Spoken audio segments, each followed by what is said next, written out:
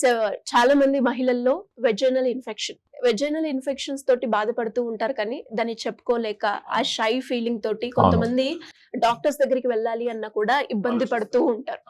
అలాంటి కేసెస్ విపరీతంగా పెరిగిపోయాయి అని చెప్పొచ్చు. సో అలాంటి వాళ్ళు ఎవరైనా కూడా మెడిసిన్ తో కాకుండా సప్లిమెంట్స్ కూడా యూజ్ చేస్తూ కూడా క్యూర్ చేసుకునే ఆప్షన్ ఉందంటారా? ఖచ్చితంగా ఉంది.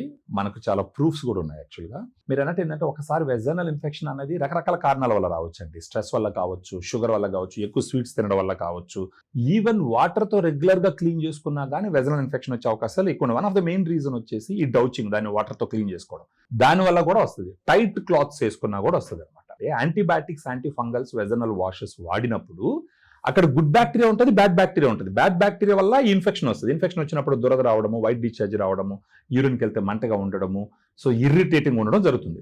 ఇప్పుడు antibiotics, anti fungals, vaginal washes వాడినప్పుడు ఇది గుడ్ బ్యాక్టీరియాని చంపుతుంది, బ్యాడ్ బ్యాక్టీరియాని చంపుతుంది. సో బ్యాడ్ బ్యాక్టీరియా చచ్చిపోతుంది కాబట్టి ఇన్ఫెక్షన్ కంట్రోల్ అవుతుంది, కానీ గుడ్ బ్యాక్టీరియా కూడా చంపుతుంది. సో ఇది ఆపంగానే బ్యాడ్ బ్యాక్టీరియా పెరుగుతుంది, గుడ్ బ్యాక్టీరియా తొందరగా పెరగదు. అప్పుడు ప్రొటెక్షన్ తగ్గిపోతుంది. అక్కడ ఉపయోగపడేదే మన దగ్గర ఉన్నటువంటి ఇంపోర్ట్ చేయించినటువంటి ఒక సప్లిమెంట్ ఏంటంటే ఫెమిడిలైట్. దీంట్లో 2 రకాల గుడ్ బ్యాక్టీరియా ఉంటుంది. అవి కూడా లాక్టోబాసిల్లస్ స్పీసీస్. 2 ప్రోబయాటిక్ స్ట్రెయిన్స్, డానిస్కో అనే కంపెనీ ఉంటుంది US లో. వాళ్ళు తయారు చేసి సంవత్సరాల తరబడి అక్రాస్ ద గ్లోబ్ ప్రపంచం మొత్తం మీద వాడుతున్నటువంటి ఈ 2 గుడ్ స్ట్రెయిన్స్ ఇంపోర్ట్ చేయించి ఇక్కడ మనం మ్యానుఫ్యాక్చర్ చేపిస్తాము. 10 బిలియన్ CF ఉంటుంది, 5 బిలియన్ CF ఉంటుంది. ఒక క్యాప్సూల్ నైట్ భోజనం తర్వాత ఒకటి వేసుకోవాలి. దీన్ని వేసుకుంటూ పోతే దీంట్లో ఉన్నటువంటి గుడ్ బ్యాక్టీరియా ఏమవుతుందంటే స్లోగా అక్కడ పోయి రీస్టోర్ అయినందువల్ల వెజనల్ pH ని మెయింటైన్ చేస్తుంది. ఎలా యూజ్ చేయాలి సార్ ఈ టాబ్లెట్? డైలీ ఒక క్యాప్సూల్ నైట్ భోజనం తర్వాత వేసుకోవాలి. దీనితో పాటు యూటీ బ్రీజ్ అని కూడా ఒకటి ఉంటుంది.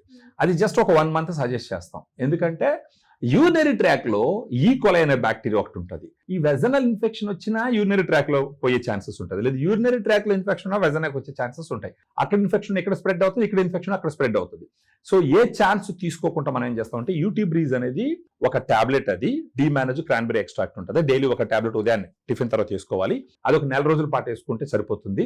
ఫెమిడిలైట్ ఒక 3 months గానీ వేసుకుంటే గనక ఈ డిశ్చార్జ్ తగ్గి, ఇచ్చింగ్ తగ్గి, వైట్ డిశ్చార్జ్ తగ్గి, మంట తగ్గి, చాలా మంది చెప్పాలంటే చాలా ఎమోషనల్ గా చెప్తారు.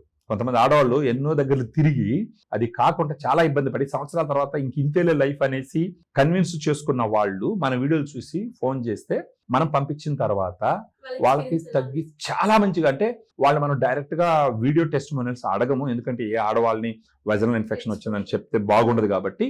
కానీ వాళ్ళు ఆడియో ఫీడ్బ్యాక్స్ ఇస్తారు. వాళ్ళు చెప్పే ఆ టోన్ లో ఆర్ద్రత తిన్నారంటేనే మీకు అర్థమవుతుంది వాళ్ళకి ఎంత బాగా ఫెమిడిలైట్ ఉపయోగపడిందని చెప్పేసి.